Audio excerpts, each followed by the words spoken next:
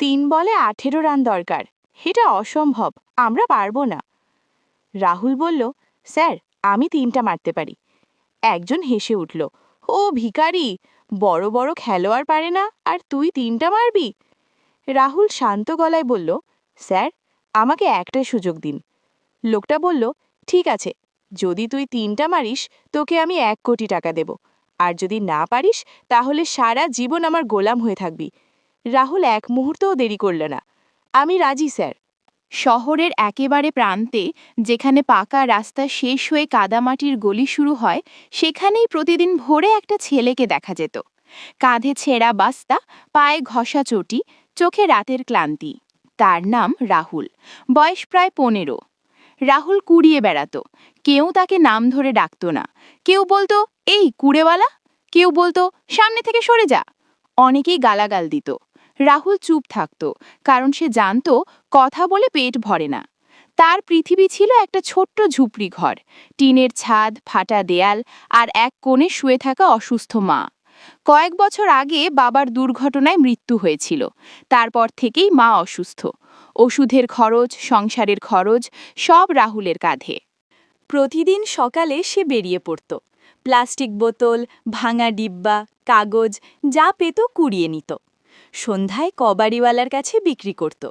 যে কয়েকটা টাকা পেত তা দিয়ে আটা, ডাল আর মায়ের ওষুধ কিনত। কখনো টাকা কম পড়লে সে নিজে না খেয়ে থাকত, কিন্তু মাকে না খাইয়ে ঘুমাতে দিত না। ওই এলাকাতেই একটা খোলা মাঠ ছিল, চারপাশে ঝোপঝাড়, ভাঙা বাউন্ডারি। সন্ধ্যা হলেই ছেলেরা সেখানে ক্রিকেট খেলত। রাহুল দূরে দাঁড়িয়ে দেখত, কেউ ব্যাট চালাচ্ছে, কেউ বল করছে, কেউ ক্যাচ ধরছে। তার চোখ ঝলমল করত। একদিন কুড়ানোর সময় সে একটা ছেঁড়া টেনিস বল পেল। যত্ন করে বস্তায় রেখে দিল। রাতে একটা ভাঙা কাঠ তুলে এনে সোজা করল। সেটাই হলো তার ব্যাট। পরের দিন থেকে সে মাঠের পেছনের দেয়ালে একা একা প্র্যাকটিস করতে লাগলো। বল ছুঁড়ে মারত, দেয়ালে লেগে খিরে আসত, আবার মারত। হাত ছড়ে যেত, আঙুলে ব্যথা হতো, কিন্তু সে থামত না। কিছুদিন পর মাঠের ছেলেরা তাকে দেখে হাসাহাসি শুরু করল। এই কুড়েওয়ালা, তুই ক্রিকেট খেলবি? গিয়ে কুড়ো কুড়ো তোল। রাহুল চুপচাপ সরে গেল, কিন্তু সেদিন রাতে বল আর কাঠ বুকে জড়িয়ে ঘুমোলো। একদিন বড় ম্যাচ ছিল, 2 মহল্লার দল খেলবে, ভিড় জমেছে। হঠাৎ এক খেলোয়াড় চোট পেল, একজন কম পড়ে গেল। রাহুল সাহস করে বলল, আমি খেলতে পারি।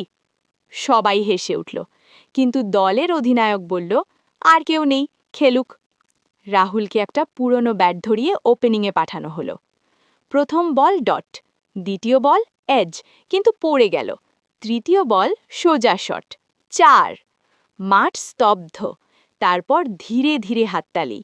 রাহুল ধীরে ধীরে রান করতে লাগল। 28 রানে পৌঁছে গেল। শেষ 3 ওভারে দরকার 35 রান। শেষ ওভার, 3 বলে 18 রান দরকার। প্রথম বল ছক্কা, দ্বিতীয় বল ছক্কা, এখন 1 বলে 6 রান। তৃতীয় বল ফুল টস। রাহুল চোখ বন্ধ করে ব্যাট ঘোরালো। ধাপ! বল মাঠের বাইরে। ম্যাচ জয়। রাহুল হাঁটো গেড়ে বসে পড়ল, চোখে জল। আকাশের দিকে তাকিয়ে বলল, মা, দেখো। ভিড়ের মধ্যে একজন ধনী লোক সব দেখছিলেন। তার নাম বীর প্রতাপ। তিনি রাহুলের কাছে এসে বললেন, তুমি সাধারণ ছেলে নও। তিনি প্রস্তাব দিলেন, 3 মাস পর মুম্বাইয়ে 100 কোটির ম্যাচ। আমার দলে খেলবে, জিতলে 1 কোটি টাকা। রাহুল বলল, আমি খেলবো স্যার। শুরু হলো কঠোর প্রশিক্ষণ। ভোর 4টেয় ওঠা, দৌড়, নেট প্র্যাকটিস। হাত ফেটে যেত, পায়ে ফোস্কা পড়ত, কিন্তু সে থামেনি। 3 মাস পর মুম্বাইয়ের বড় স্টেডিয়াম, আলো, ক্যামেরা, হাজার হাজার মানুষ। শেষ ওভার, 3 বলে 18 রান দরকার। প্রথম বল ছক্কা, দ্বিতীয় বল ছক্কা, এখন 1 বলে 6 রান। তৃতীয় বল ফুল টস। রাহুল সব শক্তি দিয়ে মারল। বল স্টেডিয়ামের বাইরে। ম্যাচ জয়। বীর প্রতাপ মঞ্চে 1 কোটির চেক দিলেন। রাহুল বলল, আমি মায়ের জন্য পাকা বাড়ি বানাবো। রাহুল মাকে ভালো হাসপাতালে নিয়ে গেল। চিকিৎসা হলো, মা সুস্থ হলেন। টিনের ঝুপড়ির জায়গায় পাকা বাড়ি হলো। তারপর রাহুল বস্তি বাচ্চাদের ক্রিকেট শেখাতে শুরু করল। যেই মাঠে তাকে কুড়েওয়ালা বলা হতো সেখানেই এখন সবাই বলে কোচ রাহুল। একদিন এক শিশু জিজ্ঞেস করল, দাদা, এত বড় খেলোয়াড় হয়ে আমাদের সঙ্গে থাকেন কেন? রাহুল হাসল, কারণ আমিও একদিন তোমাদের জায়গায় ছিলাম। শিক্ষা: দারিদ্র্য পরিস্থিতি, ভাগ্য নয়। পরিশ্রম কখনো হারায় না। স্বপ্নে বিশ্বাস রাখো, একদিন দুনিয়া সালাম করবে।